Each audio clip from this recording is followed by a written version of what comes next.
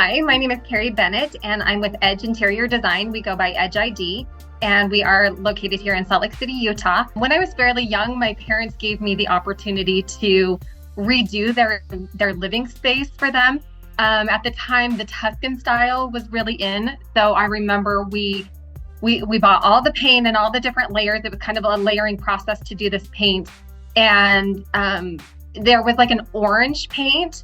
And then you kind of went through with this rag and kind of made it look old and a little bit more antique.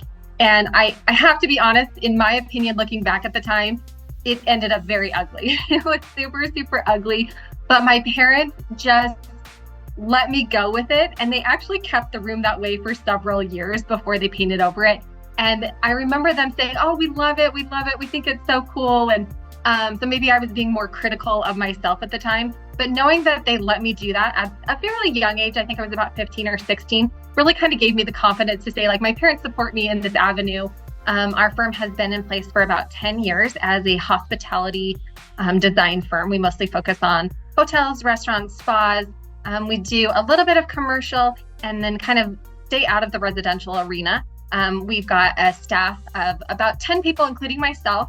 And then recently, my husband joined our team as a business developer.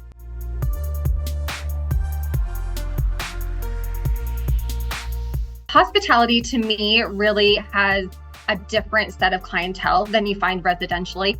This is usually a group of people or a board of people that are kind of coming together to say, hey, we have a whole hotel that needs design, and these are the criteria for the space that we need to meet. Oftentimes we're working with brands. We work with Marriott, Hilton, IHG, Best Western, things of that nature. We also do boutique projects as well that are definitely more specific and more focused on a higher level, maybe have a little bit bigger budget, and maybe don't have the brand involved. That is usually driven a little bit maybe by the client. But I definitely have dabbled in the residential field. Over the last few years, we've had quite a few residential clients. And the thing for me is you're just dealing with a lot of emotions. A residential space is very emotional. This is a space that people are going to walk in every day. Their heart and soul is in it. This is where their children are going to play. This is where they're going to live their life. And so there's a lot of emotions involved. And financially, that also is, they're very aware of their budgets. They're very aware of where that money is being spent. And the consumer is becoming very, very conscious of, hey, I can buy this myself, or I can source this myself. And so residential has been a little bit tricky of an avenue. Whereas hospitality, I actually really feel like you kind of have the brand standards that guide you. But then the client really says, here's our budget. And then they kind of back out of the picture. That's not always the case, but a lot of times it is. So we really have a little bit more creative flexibility. I also think that we're not necessarily driving a specific design style that is trending at that time. So a lot of times we're trying to create a space that is maybe based off of the local feel. And we create a story and a narrative that really drives that design versus, oh, hey, I saw this on HGTV and I really want to implement this style or look that I've already seen before. And so I feel like we have a little bit more creative flexibility to do that. There are definitely a lot of trends that do kind of cross paths with like what's happening residentially, what's happening commercially. A lot of the color trends seem to be on point with all the different avenues of design. You also see for the hospitality world, there's a lot of curves, really nice, soft curves. You're seeing a lot of fluted details and things. We are seeing a lot more pops of color.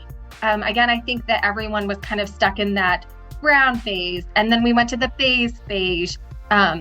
And then we're kind of transitioning over to these pops of color, some really great blues. I think the color of the year, the Pantone color of the year was like peach fuzz. So this really warm, peachy color.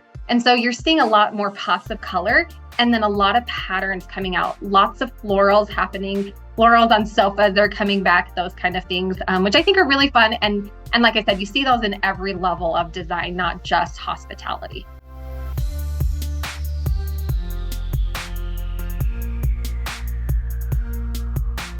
The project that we went on this year was the Teewinot Lodge in Grand Targhee. And what was so great about this one is it was a renovation.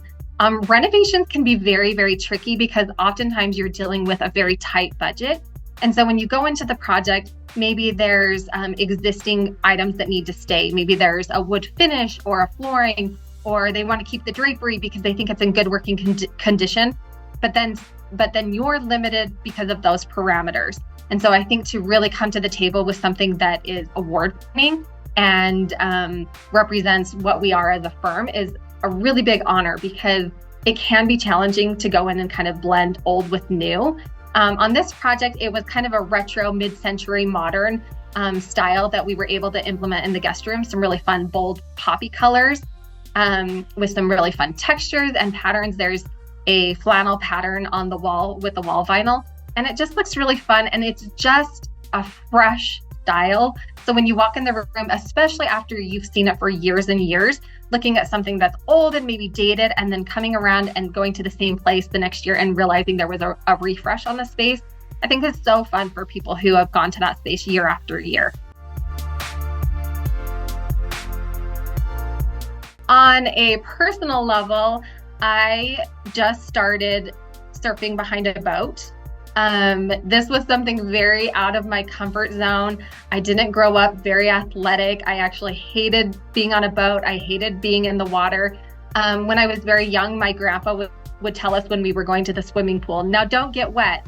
And as I've gotten older, I'm like, actually, that is a thing. You can go to the swimming pool and not get wet. And so for me to jump into a lake that's icy cold is like, I never would have thought that I would do that. And then to also have fun and be able to hone that skill.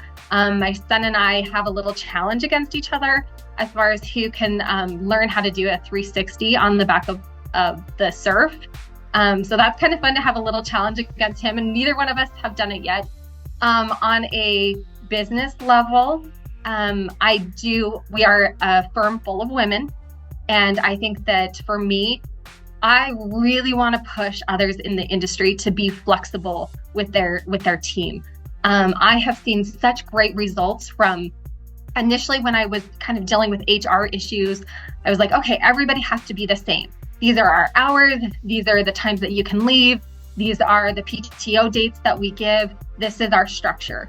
And again, since COVID, I really learned, hey, if we can be more flexible, I think the reward comes back to you as the owner. So we're very, very flexible here at our firm. We have work from home Mondays. We have Edge Fridays, which is every other Friday off for our design team. And that kind of is if they have the workload and they can take the day off. But most of them really work hard throughout the week to make that happen. I also just have different life styles of different people here that really would rather work a 4-day work week and have every Friday off. I am a little bit more willing to have people work remote when they're on vacation. Sometimes I have people say like, I want to go on vacation for 10 days, but I actually want to work 2 days remote. Is that okay?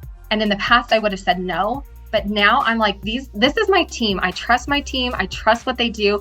They're good workers and they work hard. And that life work balance that everyone talks about, no, I don't think that it can always be fully achieved. But I do think that we can work to create a better working industry for that to happen.